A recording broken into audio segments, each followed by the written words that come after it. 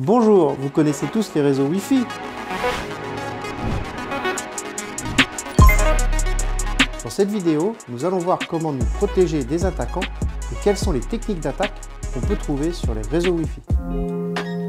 Le Wi-Fi est le protocole sans fil le plus répandu pour mettre en place des réseaux locaux et effectuer la liaison vers l'Internet. Le fonctionnement est assez simple. Un point d'accès, borne ou AP, centralise les échanges avec les utilisateurs, ordinateurs, tablettes, téléphones. Puis ensuite, ce point d'accès se connecte au travers de réseaux filaires à d'autres réseaux et en général vers Internet. Le protocole a été formalisé la première fois en 1997. C'est un protocole qui a beaucoup évolué en termes de performance et de sécurité. En 1997, la norme 802.11 permet une vitesse théorique de 2 Mbps. En 1999, les normes A et B permettent des vitesses théoriques de 54 Mbps et 11 Mbps. En 2003, la norme G permet une vitesse de 54 Mbps, mais avec une plus grande portée et une plus grande compatibilité avec les équipements. Enfin, en 2009, la norme N, aussi appelée 5 GHz, permet un débit théorique de 450 Mbps. Sans mot de passe, c'est horrible d'un point de vue sécurité, car tout passe en clair. WEP, Wired Equivalent Privacy, qui a été très vite cassé par l'injection de paquets. WPA, pour Wi-Fi Protected Access, qui peut être cassé par force brute principalement. Portails captifs, qui sont vulnérables aux attaques man in the middle, et Radius, qui est certainement ce qu'il y a de plus sûr en ce moment. Nous allons voir maintenant comment attaquer les réseaux sans fil. Alors pour cela, il nous faut du matériel, des logiciels et des techniques d'attaque. En termes de matériel, c'est pas très coûteux. Il faut d'abord investir dans un ordinateur sur lequel on va installer une distribution de Linux. Bon, le mieux, c'est d'avoir une machine virtuelle. Il vous faudra aussi également une antenne capable d'injecter des paquets dans le trafic réseau. Ça coûte entre 10 et 20 euros sur Internet. Et il y a la possibilité, si vous souhaitez attaquer des réseaux qui sont plus loin, de prendre une antenne directionnelle qui coûte dans les 40 euros. Et au niveau logiciel, il y a besoin d'une suite particulière, il existe des solutions? Oui, tout à fait. En termes de logiciel, il y a la suite de référence qui est la suite Aircrack NG, qui est installée sur toutes les distributions type Backtrack, Kali, Parrot. Dans cette suite, on retrouve plusieurs outils. On retrouve un outil qui s'appelle AeroDub NG, qui est utilisé pour en fait récupérer le trafic sur Internet. Ensuite, il va y avoir des outils tels que AirPlay, AirCrack, AirMon. AirMon, c'est l'outil par exemple qui va servir à faire basculer notre antenne Wi-Fi en mode écoute passive et permettre d'intercepter en fait tout le trafic réseau sans communiquer vers l'extérieur. Bon, alors là, si j'ai bien compris, on a été en train d'attaquer les bornes. Et si je veux attaquer quelqu'un qui est sur son ordinateur, c'est possible aussi? Oui, tout à fait. Il y a des attaques qui sont plus orientées vers les utilisateurs où on n'a pas besoin de craquer les mots de passe.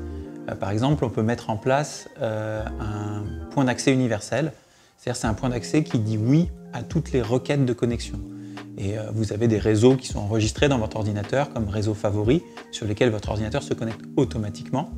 Il faut savoir que quand vous n'êtes pas connecté à un réseau, votre ordinateur va en permanence envoyer des demandes pour savoir si ces réseaux favoris sont dans le coin. On appelle ça des balises. Et on peut créer un point d'accès qui dit oui à toutes ces balises et qui automatiquement va associer l'utilisateur avec le point d'accès. Il suffit de lui donner accès à Internet de l'autre côté et à partir de ce moment-là, on peut regarder tout le trafic qui passe. Alors on peut coupler cette attaque-là avec un logiciel qui s'appelle SSL Strip qui en fait permet de réécrire tout ce qui est en HTTPS en HTTP.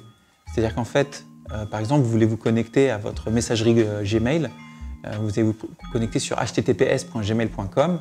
En fait, l'attaque consiste à établir la connexion en HTTPS entre l'antenne universelle et Google et de réécrire tout en HTTP entre l'antenne universelle et l'utilisateur. Si vous ne faites pas attention dans votre navigateur, vous ne verrez pas que c'est HTTP au lieu d'HTTPS et pourtant le trafic sera par conséquent en clair et il vous sera possible d'intercepter en fait tout ce qui se passe. Le pirate voit tout. Voilà, le pirate verra tout.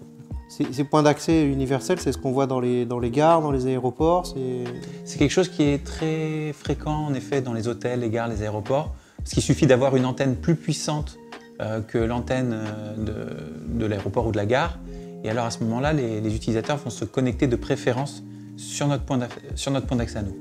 Alors la deuxième partie quand même de cette vidéo, c'est de vous expliquer comment on se protège, quels sont les bons réflexes. Est-ce que tu peux nous parler, Hubert, on va dire des bonnes attitudes, des bons réflexes à avoir justement pour éviter d'être victime d'une attaque sur le réseau Wi-Fi? Alors il y a plusieurs choses à savoir. Il y a des choses qui sont à savoir pour les administrateurs, c'est-à-dire qu'il faut bien sûr éviter d'avoir des réseaux en clair. Il faut éviter d'avoir dans ses favoris des réseaux qui n'ont pas de mot de passe. Si vous devez vous connecter sur un réseau sans mot de passe, ne l'enregistrez pas parmi vos réseaux favoris.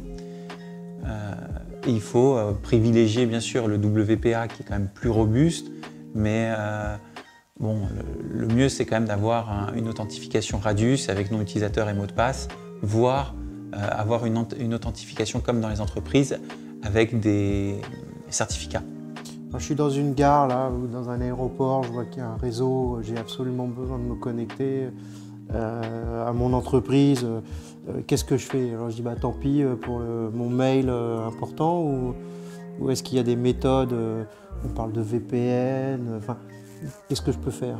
Alors, il y a des précautions en effet à mettre en place. Si jamais vous devez vous connecter à un réseau que vous ne connaissez pas, moi je vous recommande fortement d'utiliser un VPN. Comme ça, au moins, toutes les communications qui partent de votre ordinateur jusqu'à l'autre bout du VPN sont chiffrées intégralement et ne pourront pas être interceptées, même si un hacker vous a mis un point d'accès universel. Si vous montez un VPN et que vous voyez que le VPN ne se monte pas, vous vous déconnectez. Si le VPN est monté, a priori, vous êtes sécurisé et le pirate ne pourra pas intercepter les communications. Alors, un VPN, ça veut dire un Virtual Private Network. En fait, c'est un outil, vous connaissez tous, vous avez tous vu des pubs sur Internet pour différents fournisseurs de VPN. C'est un outil qui peut donner l'impression d'être connecté depuis ailleurs. En fait, c'est un outil qui permet de faire un tunnel sécurisé entre l'utilisateur et un serveur. Ce canal est complètement chiffré de bout en bout et personne ne peut intercepter les communications. Et ça donnera l'impression, au vu des sites web, au vu de plein de choses, que en fait, votre connexion ressort depuis l'autre point du VPN. Et si j'ai bien compris tout à l'heure, tu parlais de point d'accès universel, dans mes réglages d'ordinateur, je peux éviter d'envoyer des balises ou de répondre à toutes les sollicitations. C'est-à-dire que je peux dire ne pas se connecter, ça c'est quelque chose que je peux paramétrer. Alors, on ne peut pas forcément paramétrer son système d'exploitation pour éviter qu'il envoie des balises. En revanche, ce qu'on peut faire, c'est éviter d'avoir parmi ses réseaux favoris des réseaux qui n'ont pas de mot de passe. Voilà, maintenant vous en savez un peu plus sur le Wi-Fi, son histoire, les attaques et comment se protéger.